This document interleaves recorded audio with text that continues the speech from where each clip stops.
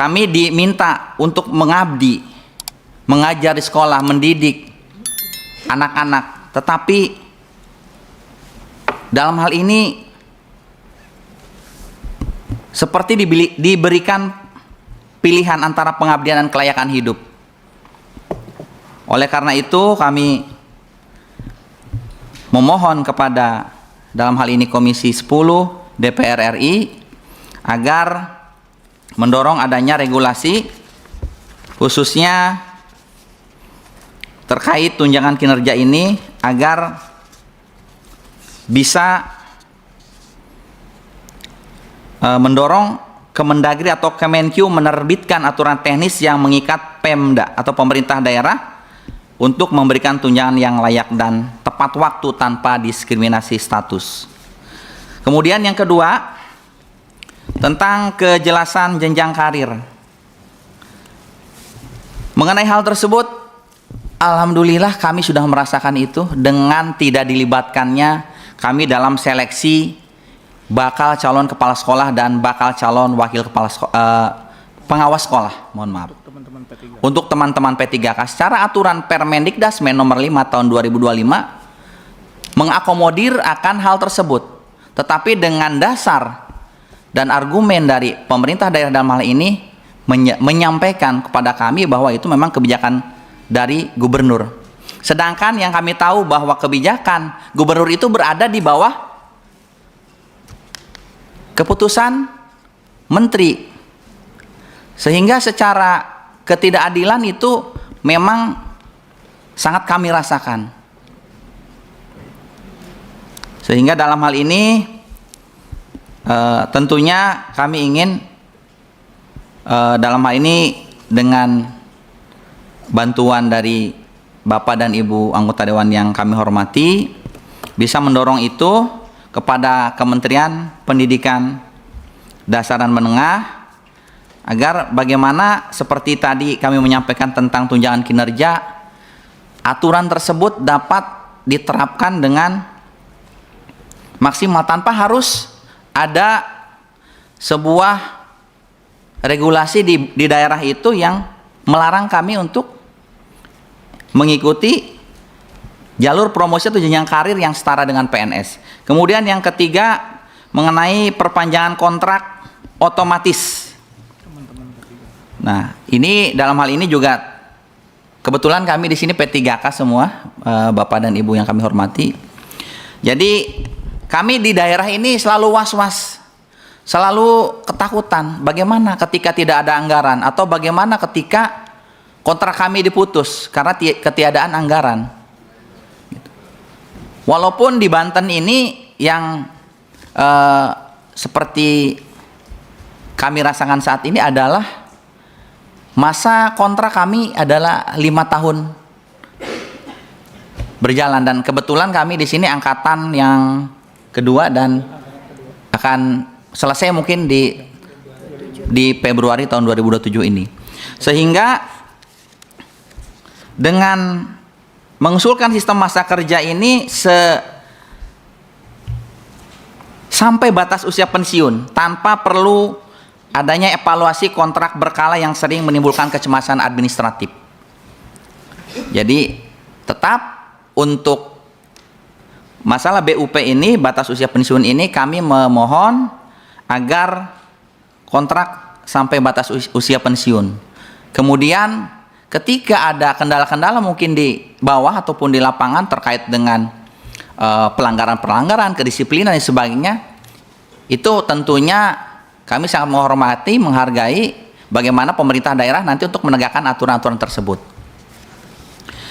Selanjutnya mengenai hal yang poin kedua adalah revisi Undang-Undang Sistem Pendidikan Nasional. Nah, mengingat di Komisi 10 ini adalah regulator, kami memohon dari Forum Guru Banten berkaitan dengan pasal tunjangan profesi guru. Ada amanat dari rekan-rekan guru di Banten yang menyampaikan kepada kami bahwasannya bahwa di draft revisi Undang-Undang Sisdiknas ada klausul yang tersurat mengenai tunjangan profesi guru. Ini secara eksplisit menjamin perlindungan finansial guru yang sudah tersertifikasi. Kami memohon sekali lagi agar mengenai klausul ini tetap dipertahankan, ada di dalam Undang-Undang Sisdiknas.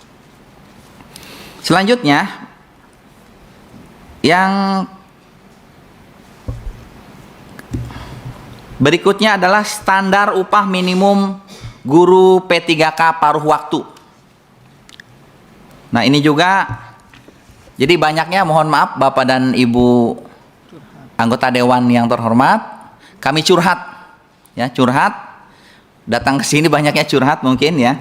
Jadi memberi masukan juga, karena mungkin tidak semua aspirasi yang ada dan berkembang saat ini juga beredar luas di media sosial ataupun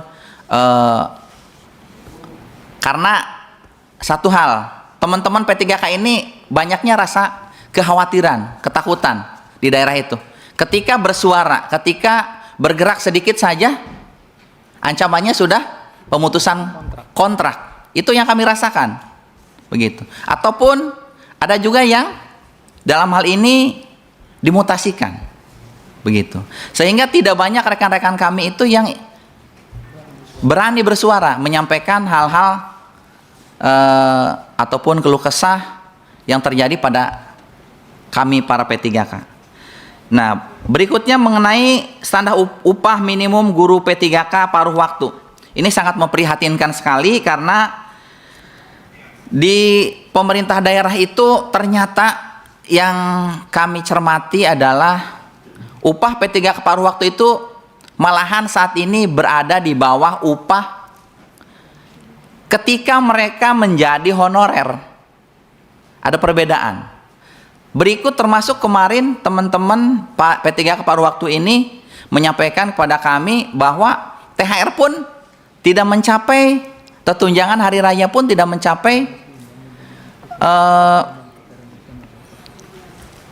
gaji pokok yang mereka dapatkan. Itulah, maka dari itu lagi-lagi mungkin kami mendorong regulasi yang mewajibkan sekolah atau pemerintah daerah dalam hal ini memberikan upah yang layak bagi para guru P3K paruh waktu.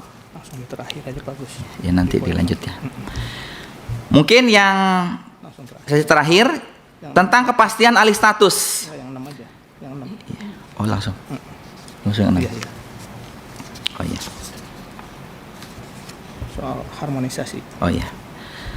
Yang terakhir mungkin tentang kepastian alih status, kami juga berharap atau bahkan mendesak kepada pemangku kebijakan dalam hal ini, pemerintah seharusnya, dan mungkin nanti Komisi 10 bisa mendorong itu, adalah untuk mempercepat pengangkatan bertahap guru ASN P3K menjadi PNS dengan mempertimbangkan masa kerja ataupun nilai SKP tiap tahunnya. Nah, Harmonisasi. baik, untuk